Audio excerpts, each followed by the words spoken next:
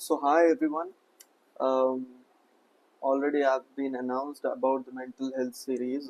So this is rather than a discussion nor a debate. I want to create a debate or some arguments. Uh, I want to bring few opinions to share and develop a mental health of well-being. So దీనివల్ల ఎంతో కొంత అయినా మన యొక్క state of mind మారచ్చు. మన దాంట్లో ఒక డిస్కస్ చేసుకొని ఒక ఒక గ్రేట్ హ్యుమానిటీ మన లోపల నుంచి బయటికి రావాలనే ఒక ఓన్లీ ఉద్దేశంతోనే ఇది స్టార్ట్ చేయడం జరిగింది. I do not want to pass the statements or just judge a person or human, but it's only my opinion. దీని ఈ ఒపీనియన్ మీద మీరు మీ యొక్క ఒపీనియన్ కూడా చెప్పచ్చు. సో ఇది ఒక హెల్దీ డిస్కషన్లో పెడితే we can develop good amount of good community of where people have good emotions, values, human values, ethics ఇవన్నీ తెలిసేలాగా చేస్తుందని ఒక చిన్న ప్రయత్నం. చూద్దాం, మీ యొక్క సపోర్ట్ ఉంటే ఇది డెఫినెట్గా చాలా దూరం వెళ్తుందని చెప్పేసి నేను అనుకుంటున్నాను, ఆశిస్తున్నాను. So this is being the first topic కాబట్టి ఇది చాలా స్పెషల్ టాపిక్ ఉండాలని నేను అనుకున్నాను. So I have chosen a topic of being a mother అంటే చాలా మందికి ఒక సెంటిమెంటల్, ఒక ఎమోషనల్ బాండింగ్. ఇది అమ్మ అని చెప్పిన వెంటనే ఒక రకమైన ఫీలింగ్ అనేది ఏర్పడుతుంది అందరిలో. But how difficult it is, ఎంత రెస్పాన్సిబిలిటీస్ ఉంటాయి, ఎంత భారాలు ఉంటాయి, ఎన్ని బాధ్యతలు ఉంటాయి, ఎంత బరువులు ఉంటాయి అనే దాని మీద మనం ఎందుకో బాగా బయటికి చెప్పక మనం వెనుకబడ్డామేమో అని అనిపిస్తూ ఉంటుంది. అమ్మ అంటే 9 నెలలు కడుపులో మోస్తుంది, పెంచుతుంది, తినిపిస్తుంది, చూసుకుంటుంది, ఇదొకటే మనం అనుకుంటాం. బట్ ఇది చాలా గ్రేట్.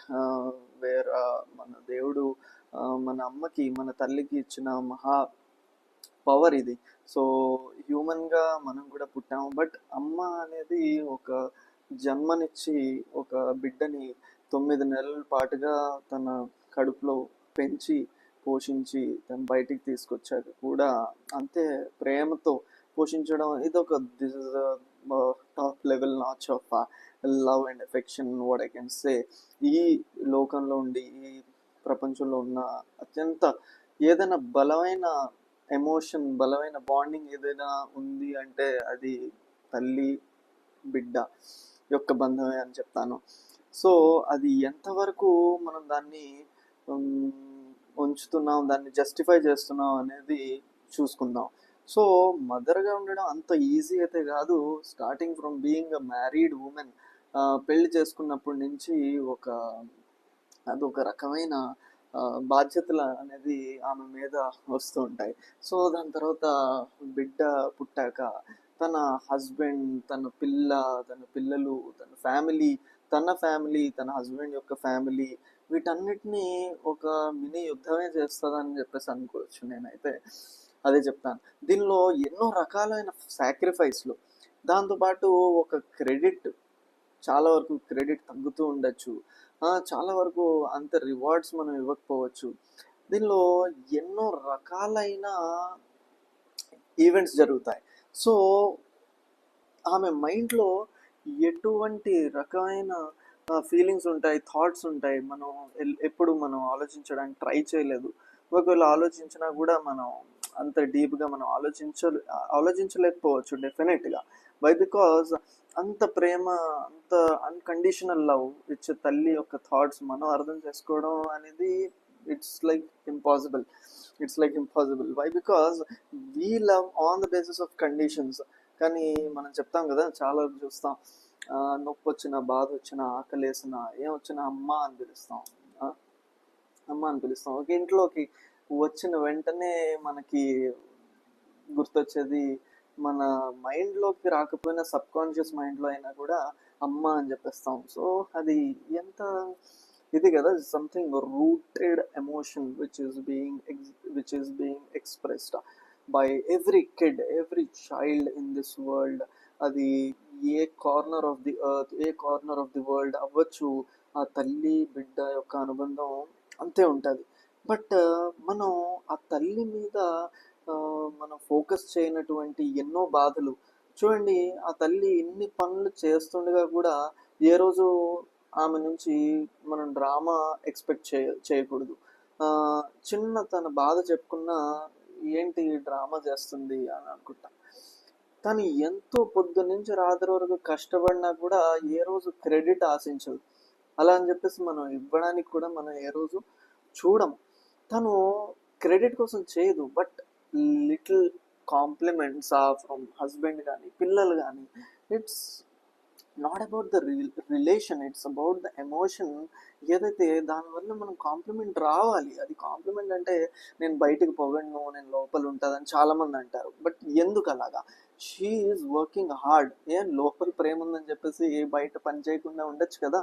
బట్ స్టిల్ తను చెమట ఓడ్చి పొద్దున్న లేచినప్పటి నుంచి రాత్రి వరకు ఒక్కొక్క మెతుకు ఒక్కొక్క కూర చాలా మంచిగా చాలా టేస్టీగా ఉండాలి, చాలా హెల్తీగా ఉండాలని చెప్పేసి ఒక్కొక్కరికి ఒక్కొక్క కూర నచ్చదు, ఒక కూర ఇష్టం అని చెప్పేసి దాన్ని ఎంత చక్కగా డివైడ్ చేసి వండి మనకి తినిపిస్తుంది అమ్మ. సో అంత కష్టంలో ఒక చిన్న కాంప్లిమెంట్ చాలా తక్కువ అండి. అసలు అది ఆ కాంప్లిమెంట్ కూడా చాలా తక్కువ. బట్ ఆ కాంప్లిమెంట్ ఇస్తే తను చేసే కష్టం అంతా ఒక్కసారిగా ఫ్రీ అయిపోతుంది. అంటే లైక్ ఎంత కష్టపడినా ఇట్స్ ఫైన్. వాళ్ళు హ్యాపీ ఫీల్ అయ్యారు కదా, వాళ్ళు తిన్నారు కదా కడుపు నిండగా.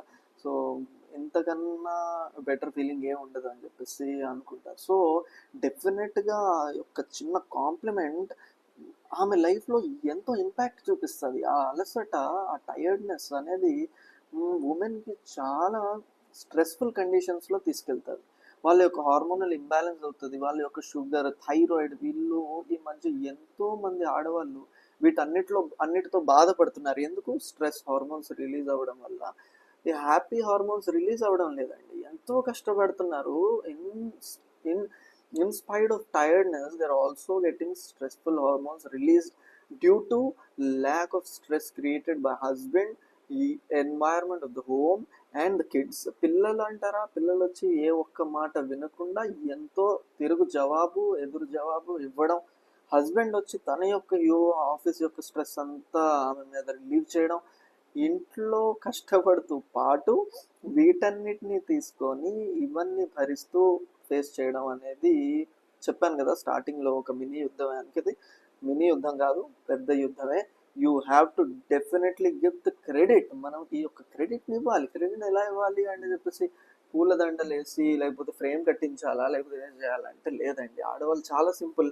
వాళ్ళకి చిన్న చిన్న కాంప్లిమెంట్స్, చిన్న చిన్న రివార్డ్స్ మనం చూస్తుంటాం.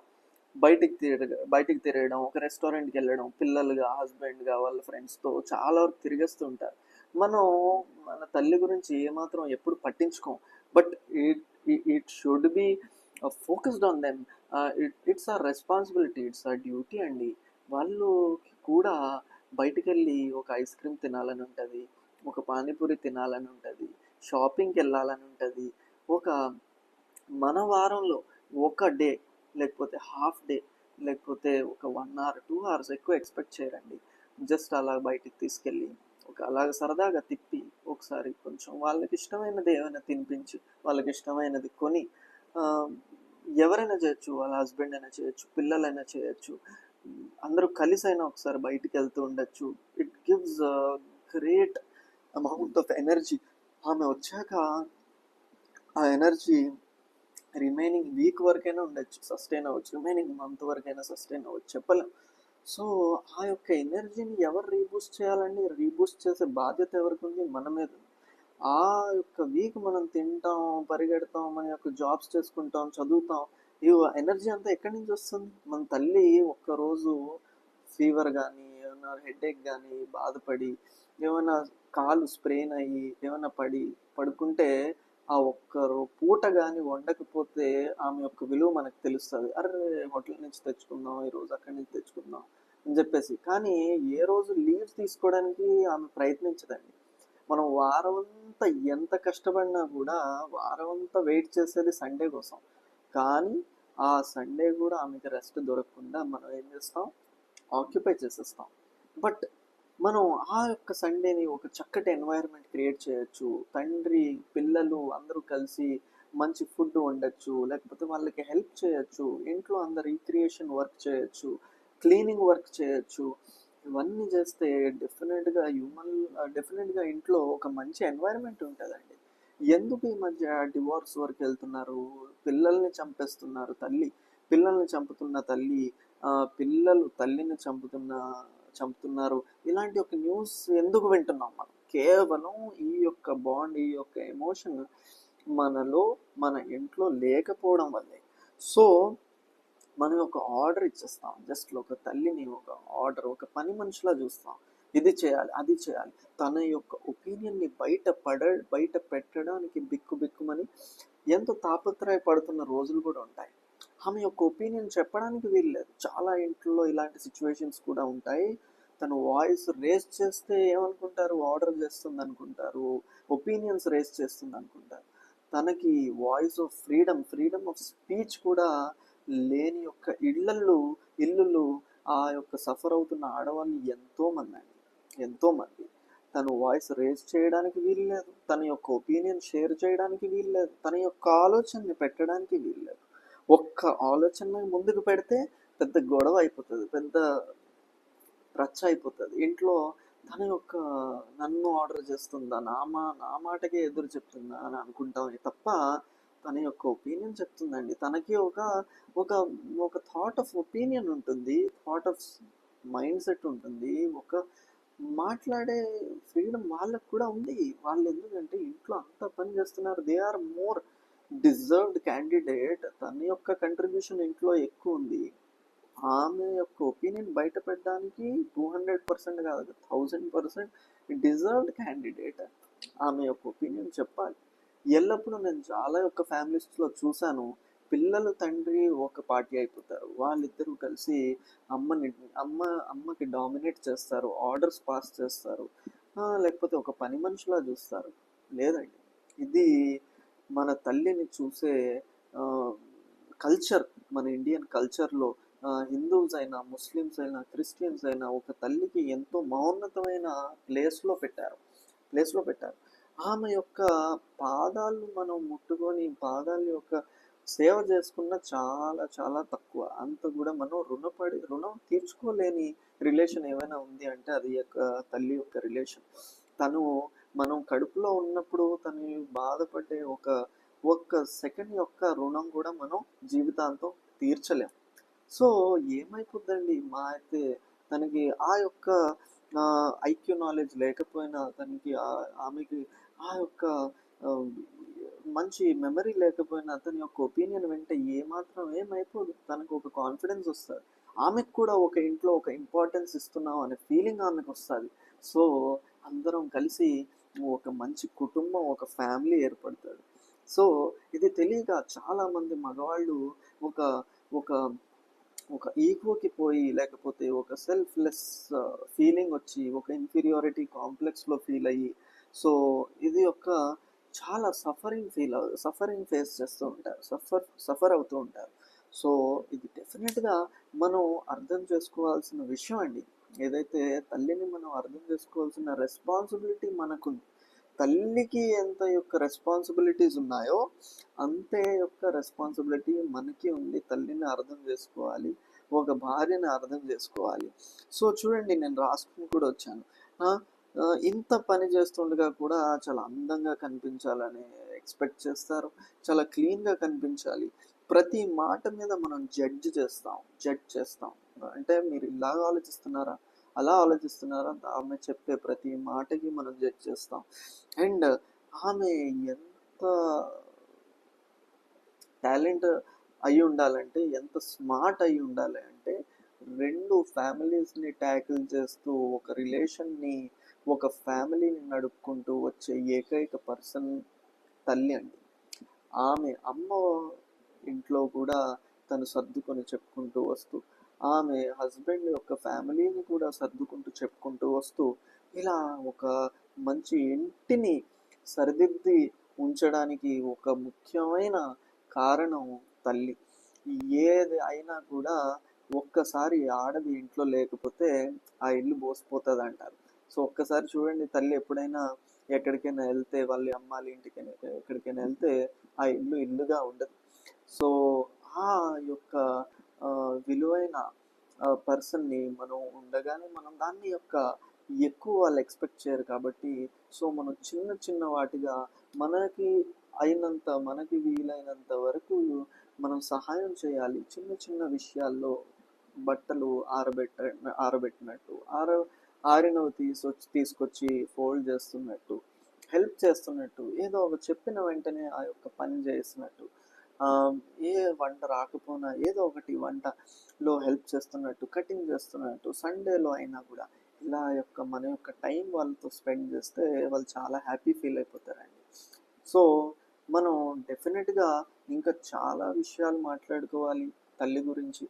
నాకు తోచినంత వరకు, నాకున్నంత అనుభవానికి ఇది నేను చెప్పాను. ఇది చాలా తక్కువ తల్లి గురించి చెప్పడం అంటే. సో మనకంటూ మన యొక్క సర్కిల్లో, మన యొక్క ఫ్రెండ్స్లో, మన కజిన్స్, మన సిబ్లింగ్స్ చాలామంది ఉన్నారు. తల్లికి అంత డిజర్వ్డ్ రెస్పెక్ట్ మనం ఇవ్వట్లేదని చెప్పేసి నేను చాలా బాధపడుతున్నాను. అది నిజంగానే లేదు. అది మనం చాలా చాలా ఇళ్లలో చూస్తున్నాం. ఒక చులకనగా చూడడం, తక్కువగా చూడడం జరుగుతుంది. సో ఇది మనం అలా కాదండి.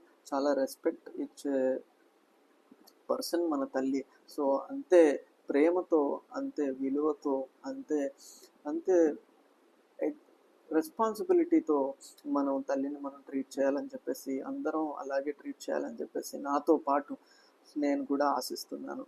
Thank you so much. ఏమైనా తప్పులు ఉంటే క్షమించండి. డెఫినెట్గా ఇంకేమైనా చెప్పాలంటే డెఫినెట్గా కమెంట్స్లో నాకు తెలియజేయండి. Thank you so much.